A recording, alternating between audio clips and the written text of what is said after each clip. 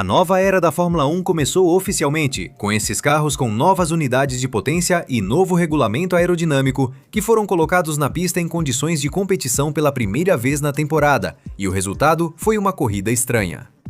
Realmente é difícil para mim tirar conclusões de um grande prêmio que foi difícil de entender de modo geral, mas que nos deixou um pouco de caos com algumas batalhas interessantes e um vencedor que simplesmente confirmou sua condição de favorito neste fim de semana. A corrida de Melbourne termina e é preciso começar a tirar conclusões do que vimos hoje. Mas pelo menos por agora, senhoras e senhores, sejam bem-vindos ao resumo da primeira rodada do Campeonato Mundial de Fórmula 1. Como sempre, antes da corrida, tivemos surpresas desagradáveis. Primeiro, o piloto local Oscar Piastri sofreu um acidente na volta de formação enquanto se dirigia ao grid, e devido aos danos, foi impossível participar da corrida. Assim, diante de seu público, Piastri ficou fora do Grande Prêmio antes mesmo de começar. Por outro lado, Nico Hülkenberg, antes de chegar à reta principal para se posicionar no grid de largada, também teve uma falha de confiabilidade e, infelizmente, também não pôde participar da corrida. A pole position foi conquistada por Joe Russell, que revelou o verdadeiro potencial do carro e deu uma surra nos demais competidores do grid. Antonelli, seu companheiro de equipe que se classificou em segundo, ficou 3 décimos atrás dele, mas ele colocou 8 décimos de vantagem sobre o terceiro colocado na classificação, dando a entender que, mais uma vez, a Mercedes estava em posição de liderar a Fórmula 1. Antonelli seria o segundo e Ajar o perseguidor para o início deste Mundial de Fórmula 1 em 2026. No domingo, era o momento tão aguardado da estreia deste regulamento técnico, e era hora de ver quem tinha armas e quem não tinha para o início da temporada de 2026. E uma vez que os carros se formassem no grid de largada, as luzes do semáforo se apagariam, e com isso, começaria o Grande Prêmio da Austrália. Como praticamente todo mundo esperava, as Ferraris saíram em modo avião de combate, e como se estivessem fazendo uma largada no estilo do videogame da Fórmula 1 com a IA no zero, passaram por todos os seus rivais praticamente como se estivessem parados.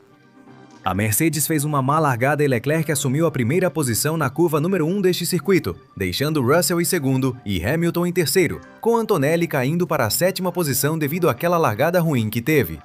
Liam Lawson também teve uma péssima largada e quase ficou parado no início do Grande Prêmio, enquanto Lindblad saltou para 5º lugar, assim como Fernando Alonso. Alonso, que na largada foi parar até a 10ª posição.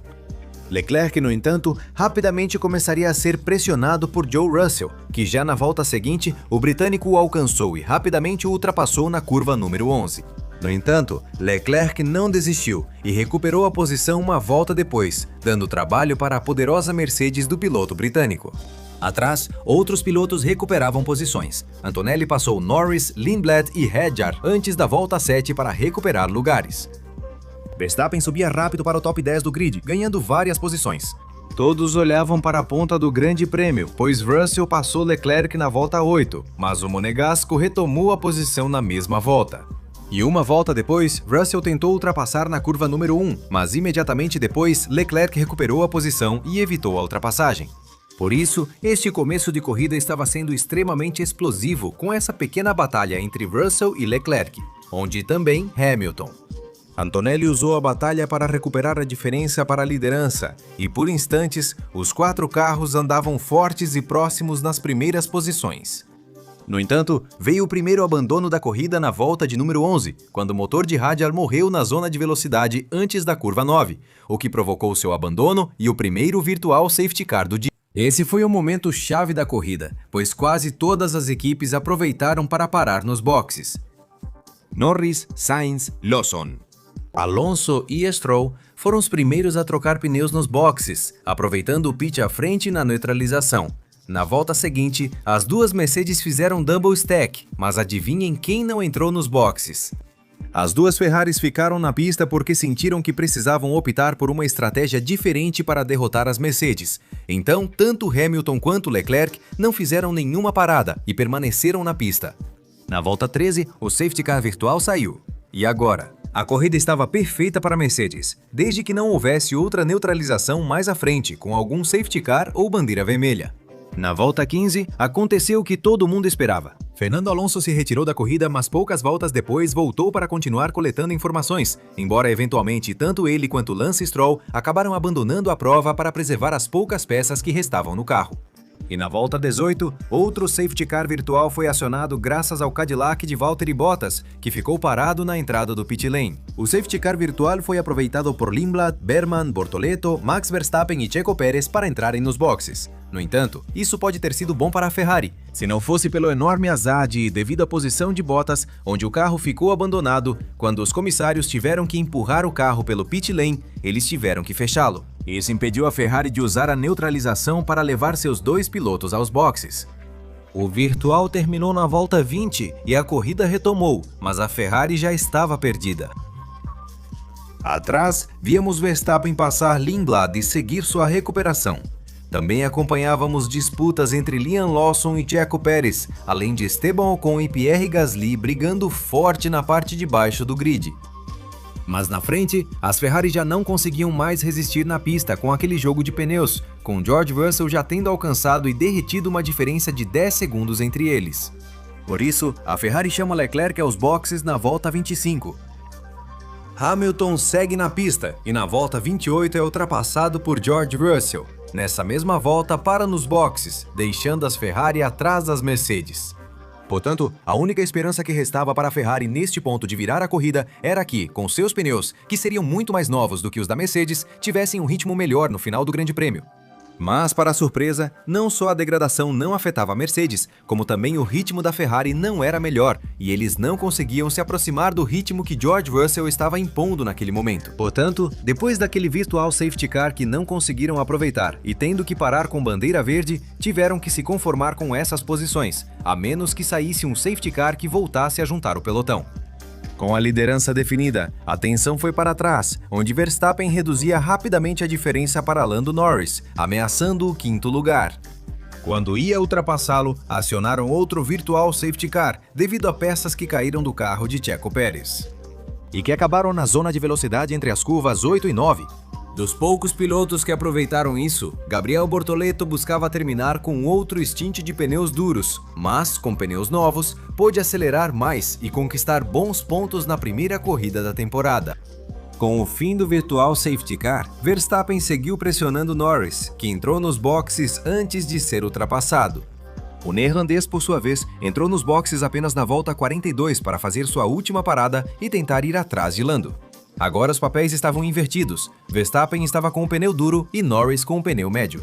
Enquanto Verstappen tentava diminuir a diferença para o britânico, Bortoleto fazia sua estratégia valer a ultrapassar rapidamente Esteban Ocon e Pierre Gasly, conquistando a 9ª posição. Mas a quantidade de voltas foi insuficiente para alcançar a posição de Oliver Berman e Arvid Lindblad, apesar de que o piloto brasileiro acabou se aproximando bastante nas voltas finais do Grande Prêmio. E o que restou dessa corrida foram 10 voltas de pressão constante de Verstappen sobre Norris, onde esse último conseguiu gerenciar muito bem a bateria. Assim, Max, mesmo a menos de 1 segundo e usando o modo overtake, não conseguiu passar Lando Norris, que resistiu ao tetracampeão com excelente gestão da bateria.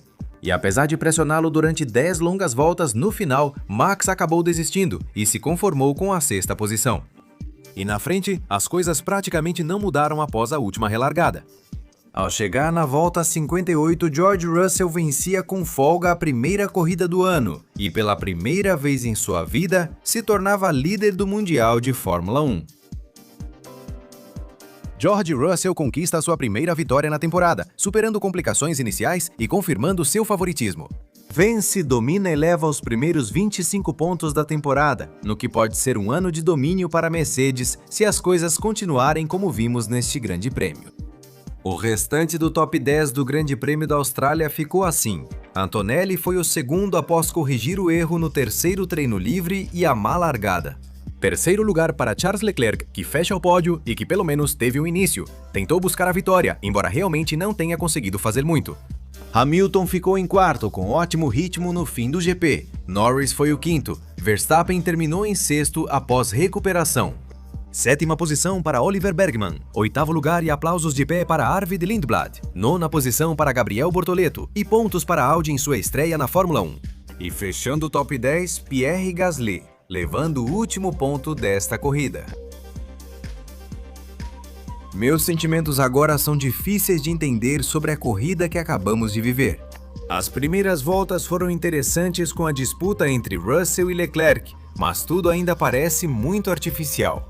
A corrida começou bem, mas perdeu ritmo após os primeiros Virtual Safety Cars e o pelotão do meio teve poucas disputas interessantes. É difícil para mim tirar conclusões, mas dou nota 7 para este grande prêmio, uma corrida divertida. Acho que estou sendo generoso, pois esperava algo pior no fim de semana, mas a corrida não foi tão ruim. Meus pilotos do dia são Russell, que confirmou seu favoritismo, Leclerc, que desafiou os Mercedes no início do GP, e Arvid Lindblad, que terminou de forma sólida sua primeira corrida na Fórmula 1. E minha decepção é a Fórmula 1 em geral. Sim, eu sei que disse que a corrida não foi ruim. O problema é que tudo parece muito artificial. Uma Fórmula 1 difícil de entender e que, quando você finalmente entende, percebe o quão artificiais são as disputas e como falta emoção em algumas coisas, como as classificações. Não digo que será sempre assim, mas como fã de Fórmula 1 há anos, ainda não consegui me conectar com essa nova era. Vamos ver como as coisas mudam. Quando esse regulamento se solidificar ou forem feitas algumas mudanças em prol do espetáculo na pista. Senhoras e senhores, encerramos o primeiro resumo do Grande Prêmio da Austrália 2026 de Fórmula 1. Agora pergunto, o que achou da corrida? Gostou desta era da Fórmula 1? Ficou decepcionado? Conte quem foram seus pilotos do dia e decepções deste GP da Austrália. Me deixem saber todas as suas opiniões na seção de comentários. Eu vou ficando por aqui, dizendo que se você gostou deste vídeo, deixe seu like, inscreva-se no canal, ative as notificações para saber quando estou postando um novo vídeo e compartilhe este conteúdo. Convido você a seguir nossas contas no Instagram e Twitter pelo link na descrição.